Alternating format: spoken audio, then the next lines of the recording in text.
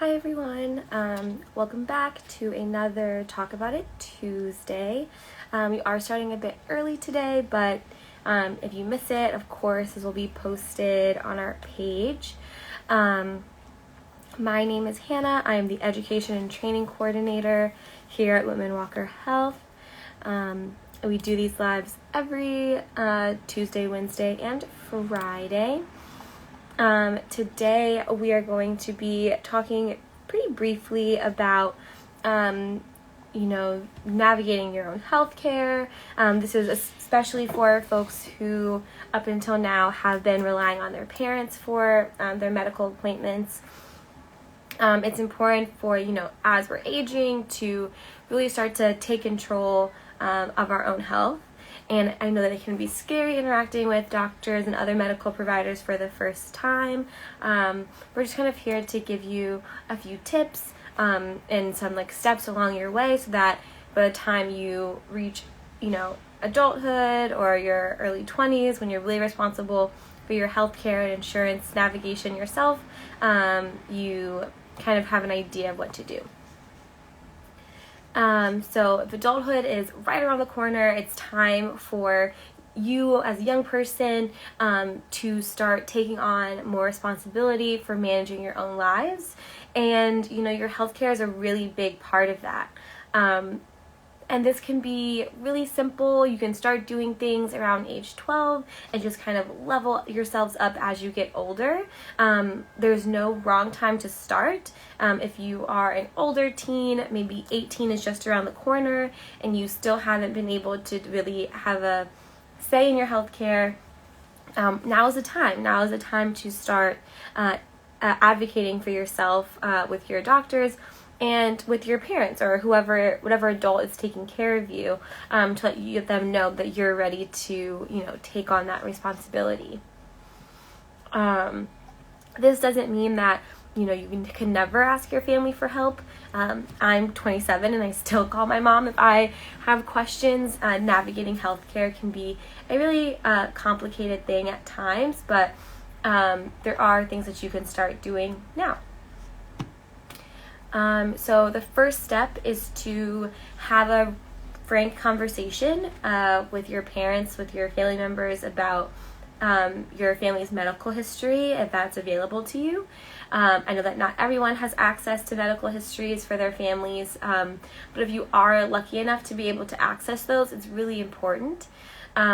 This will allow you to receive any information on pre-existing conditions, any diseases or illnesses that run in your family that you are more susceptible to because you're related to them.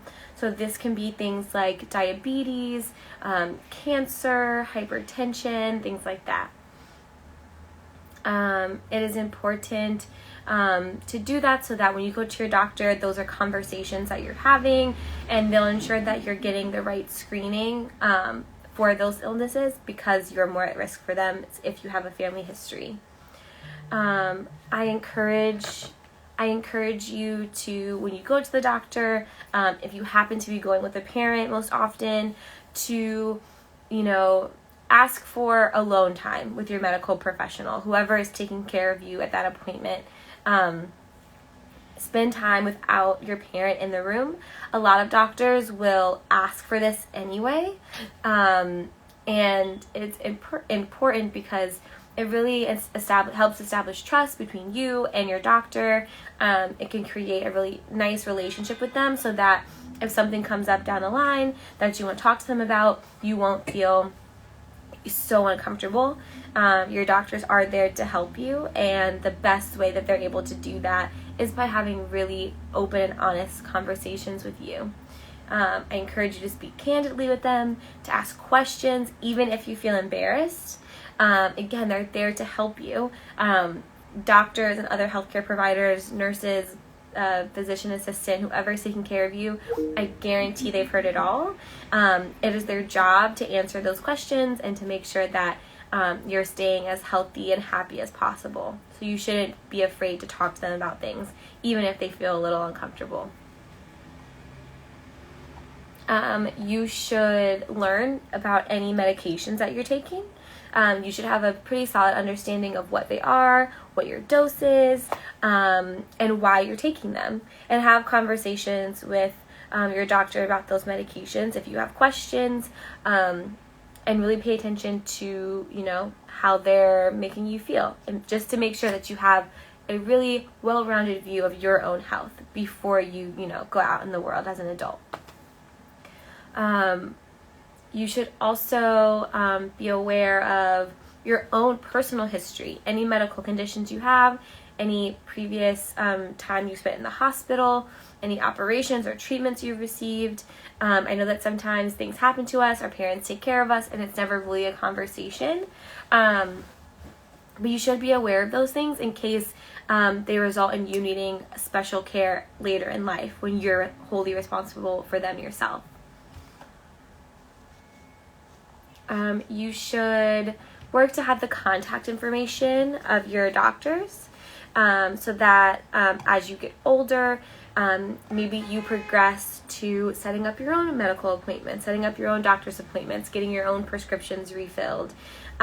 Taking these small steps as you grow up really helps you to be more comfortable with the healthcare system before you're completely on your own. As you get older, at around age 17, right before you are fully considered an adult, it is really important for you to even start looking into selecting your own doctor. For a lot of folks, from say birth to age 17, through age 17, you're going to a pediatrician.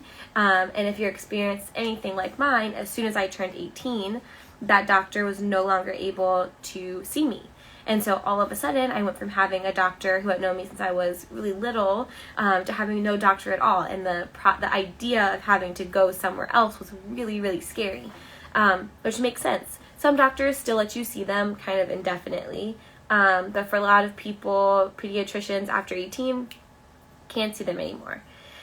So this is your opportunity to really take things into your own hands, and to go online and research other healthcare providers and find someone that seems like a good fit for you. If you are someone who is non-binary or part of the LGBT community, trans, you want someone who has an understanding of your experience, find a doctor that specializes in those things. If you are a person of color and you want to have a healthcare provider who is also a person of color so that they have a better understanding of who you are and where you come from, then do that. You are able to go online and search specifically for folks that are LGBT and minority friendly, and I encourage you to do that. And set up an appointment with them. Set up an appointment to see if they're a good fit. And if you go to this appointment and they don't seem like someone that you feel like you can trust, that you can have frank and honest conversations with, then don't go back to them. Keep searching until you find someone that fits for you. Doctors are here to serve you. And if they don't seem like someone who can understand, whatever it is that your needs are, then you find someone who will. It is important for you to also start to have a better understanding of your health insurance. That is probably one of the most complicated parts of navigating your own health care. It's a lot to know and it can be really overwhelming. But have that conversation with your parents. You can even call your health insurance if you have your health insurance card, and there are folks there that will talk to you on the phone so you have a better understanding of what you're able to do. Let's see. So all of this can be really complicated, but it is an important step in growing up. I would also really encourage you, especially for folks who live in Washington, D.C. As you know, one of the things that we specialize in here at Whitman-Walker is HIV and STI testing, treatment, and care. And it's important for you to know that once you turn 13 in the District of Columbia, you are able to make all reproductive health decisions yourself. So even if you aren't at the point yet where you're able to schedule regular doctor's appointments, or request certain kinds of medications when it comes to being tested for HIV, STIs, and pregnancy, you are able to set up those appointments on your own without parental consent, that is your choice. If you would like to start on birth control or receive any sort of pregnancy care, whether you choose to continue with the pregnancy or not, you are able to set up all those appointments and make those decisions yourself. I encourage you to reach out to organizations that are low or no cost to you, especially if you don't want to go through your family's health insurance. I encourage you to go to youth-friendly spaces. Whitman-Walker is one of those spaces, so that when you go in, we are able to address your needs to the best of our ability to make sure that you get the care and the treatment that you need.